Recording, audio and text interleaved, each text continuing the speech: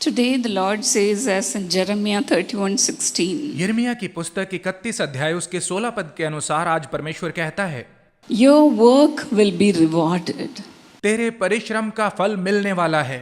You've been working for the Lord, आप प्रभु के लिए कार्य करते आ रहे हैं and you've been working for the Lord with integrity.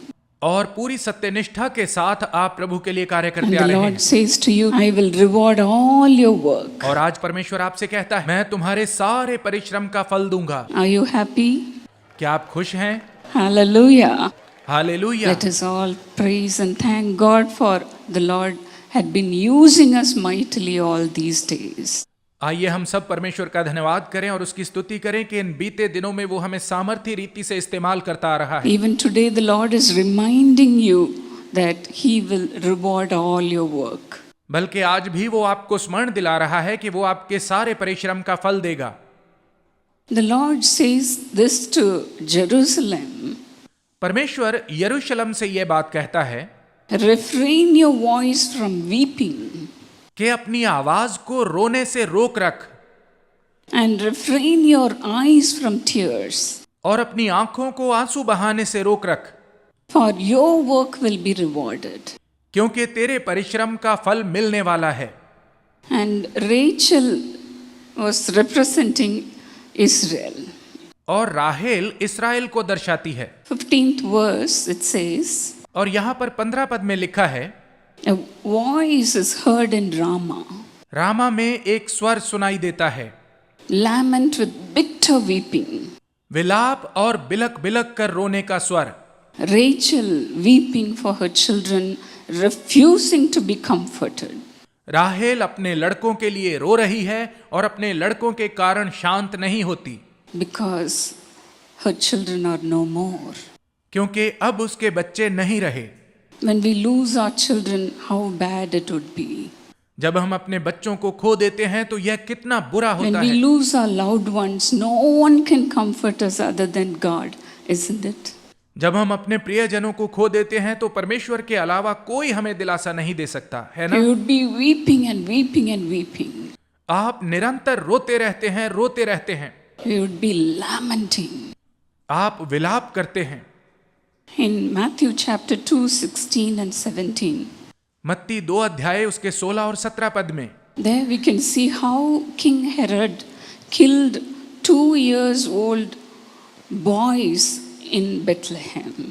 यहाँ हम देखते हैं कि बेतलहम में कैसे राजा हेरोदेस ने 2 साल के सब लड़कों को मरवा डाला।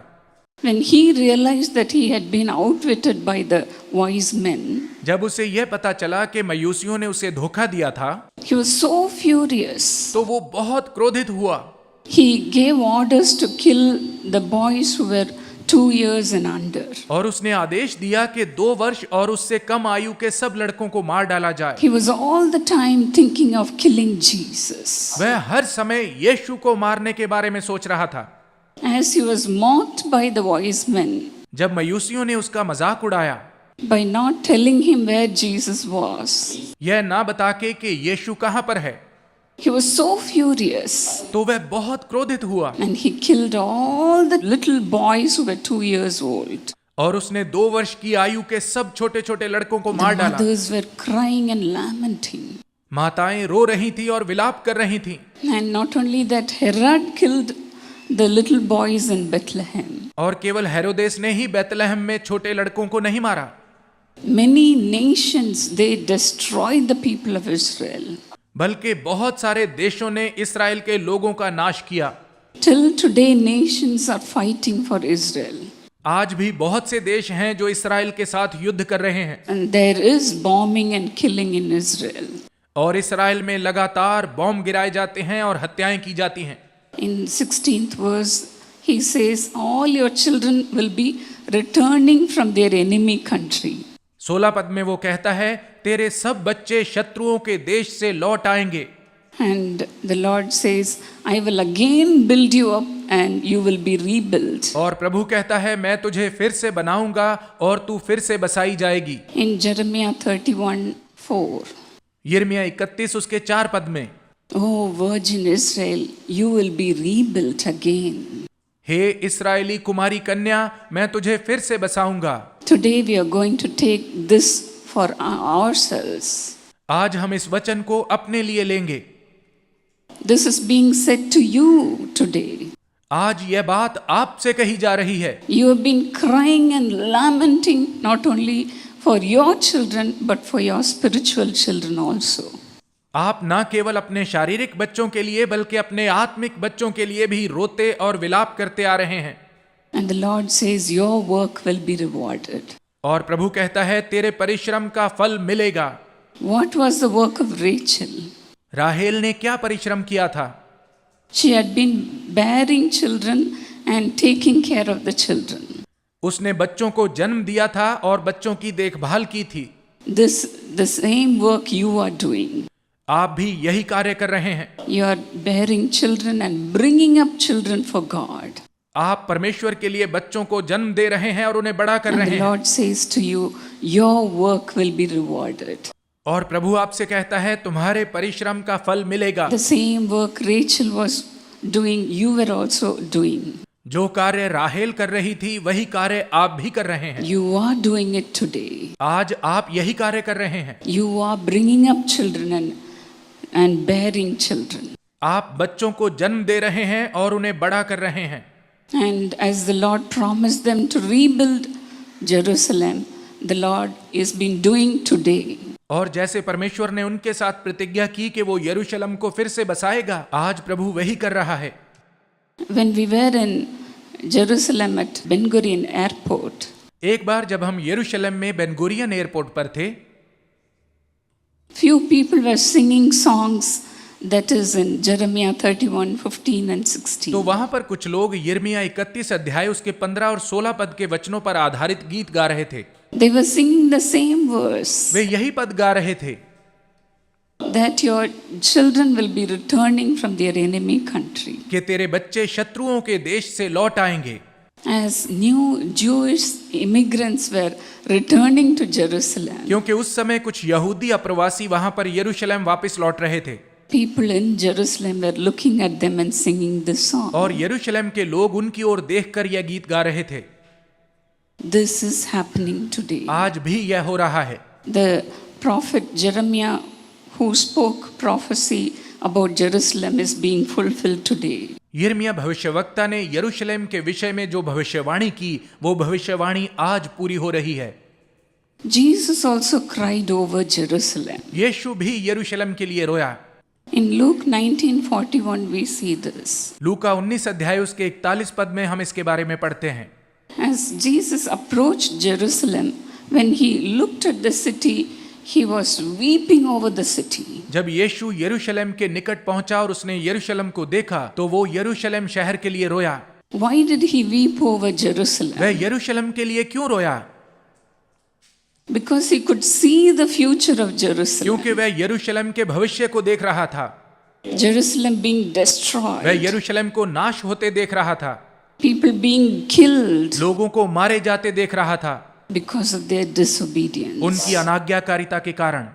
Jesus not only cried and left, यीशु न केवल रोया और वहां से चला गया, but then he was pierced and wounded for the transgressions of those people. लेकिन उन्हीं लोगों के अपराधों के लिए वह छेदा गया और घायल हुआ। And today he has built Jerusalem. और आज उसने यरूशलेम को बसाया है। He is still building Jerusalem. वह आज भी यरूशलेम का निर्माण कर रहा है। And your work will also be rewarded today. और आज आपके परिश्रम का भी फल मिलेगा। The Lord says, I have loved you with my everlasting love. प्रभु कहता है मैंने अपने सदा के प्रेम से तुम्हारे साथ प्रेम किया। I have drawn you with my loving kindness. मैंने अपनी प्रेम में करुणा के साथ तुम्हें खींचा। Yes, your sorrow will be turned into joy. हाँ, आपका शोक आनंद में बदल जाएगा।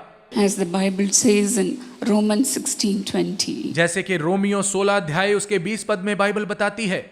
As in Isaiah 9:2, your darkness will turn into light. जैसे कि यशाया 9 उसके 2 पद में तुम्हारा अंधकार ज्योति में बदल जाएगा।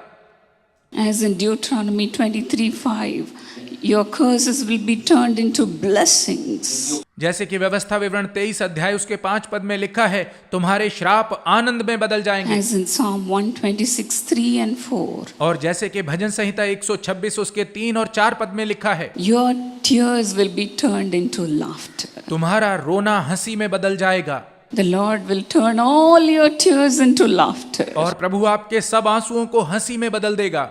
It will happen. यह निश्चित रूप से होगा। It will happen. यह निश्चय होगा। One day you will come and say, the Lord is using me mightily. एक दिन आप आकर कहेंगे, परमेश्वर मुझे सामर्थ्य रीति से इस्तेमाल कर रहा है। And the Lord has rewarded all my work. और प्रभु ने मेरे सारे परिश्रम का फल दिया है। Hallelujah. Hallelujah. The Lord will return everything to you which you have lost. जो कुछ भी आपने खोया है, प्रभु वो सब आपको वापस देगा।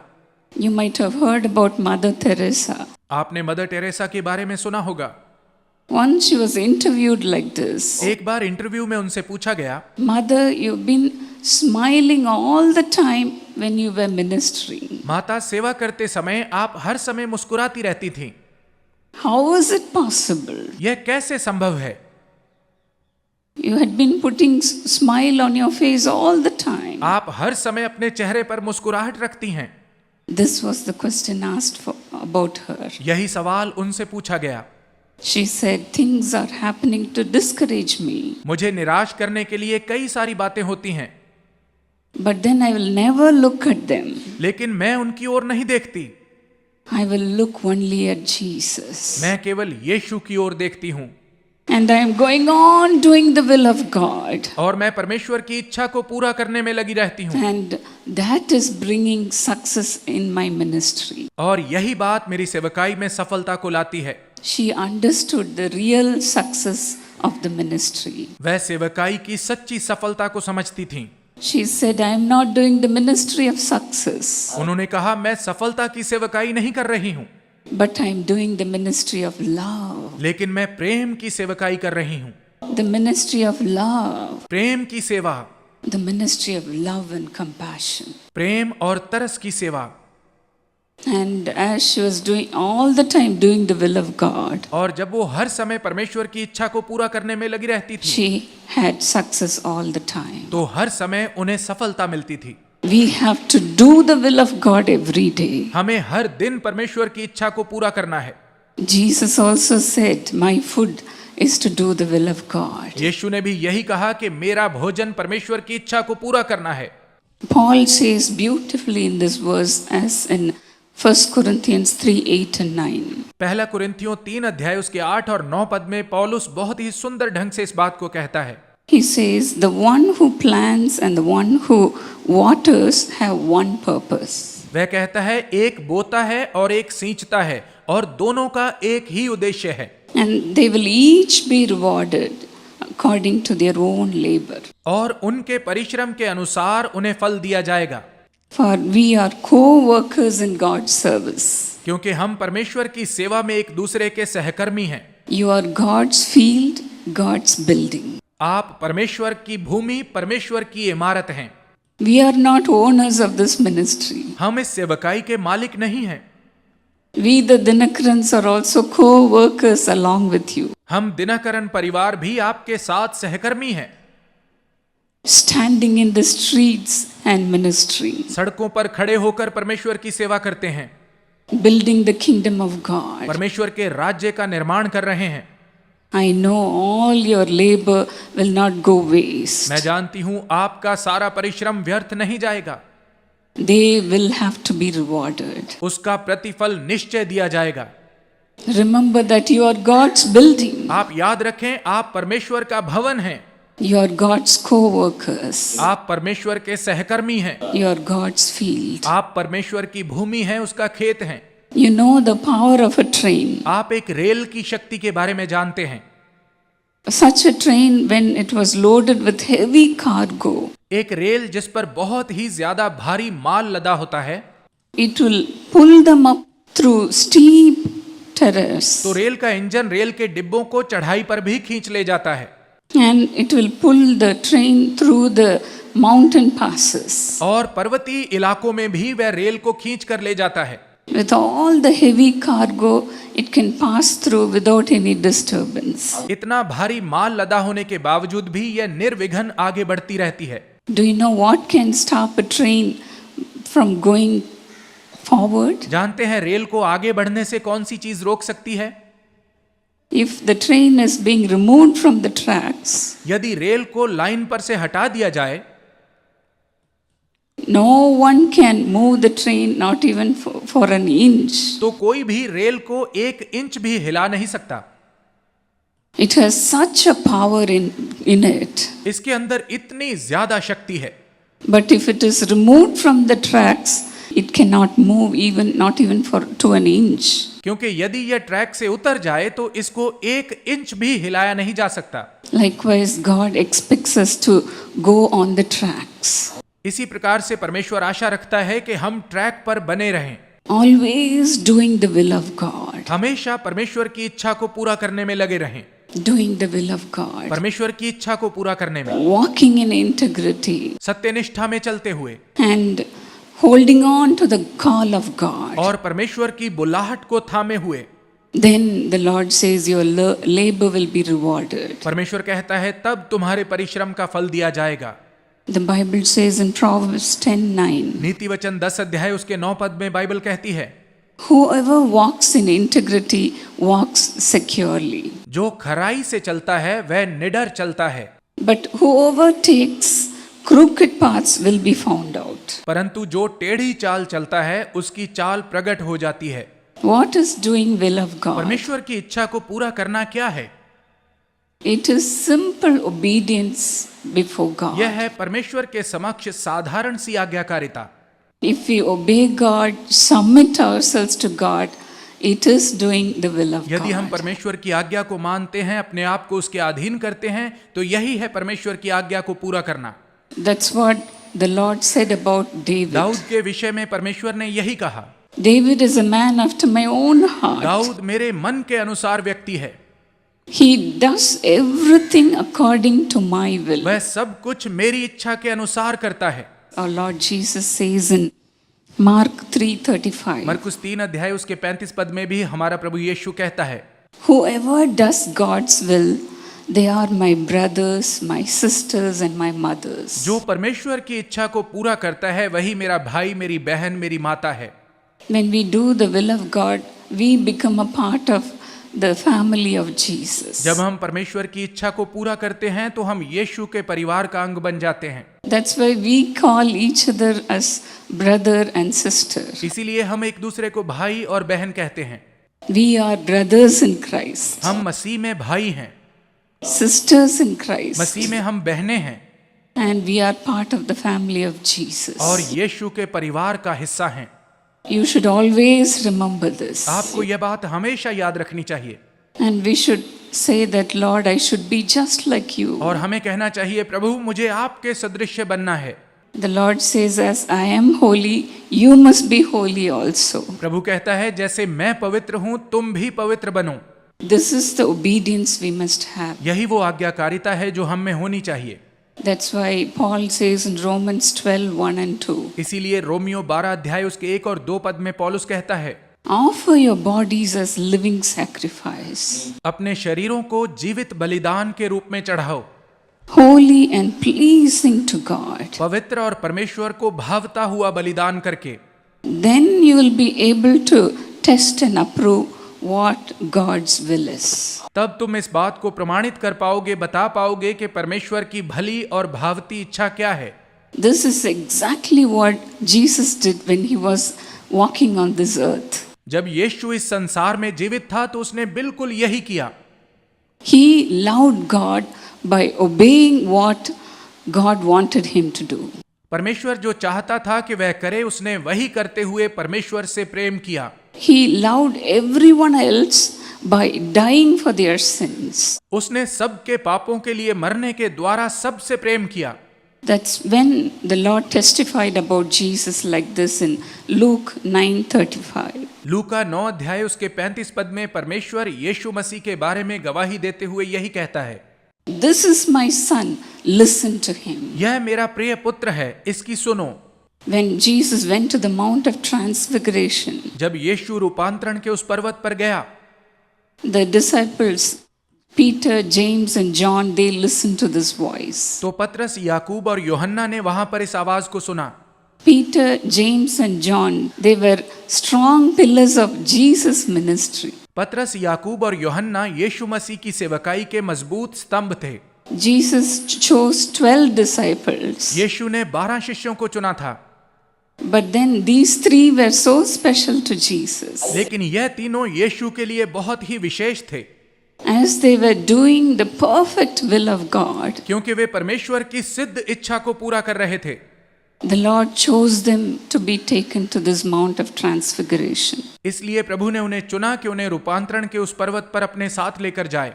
You are the few whom the Lord has chosen, आप वो कुछ लोग हैं जिन्हें परमेश्वर ने चुना है, and you will see Jesus. और आप यीशु को देखेंगे, You will hear from God. आप परमेश्वर की आवाज को सुनेंगे, In this way, the Lord will reward your work. और इस प्रकार से परमेश्वर आपके परिश्रम का फल देगा। I know the Lord will reward your work. मैं जानती हूँ परमेश्वर आपके परिश्रम का फल देगा। You will prosper than before. आप पहले से बढ़कर समृद्धि को पाएंगे। Hallelujah. Hallelujah, Hallelujah. Hallelujah. Those who seek the Lord will never lack any good thing. जो प्रभु को खोजते हैं उन्हें किसी भली वस्तु की घटी ना होगी।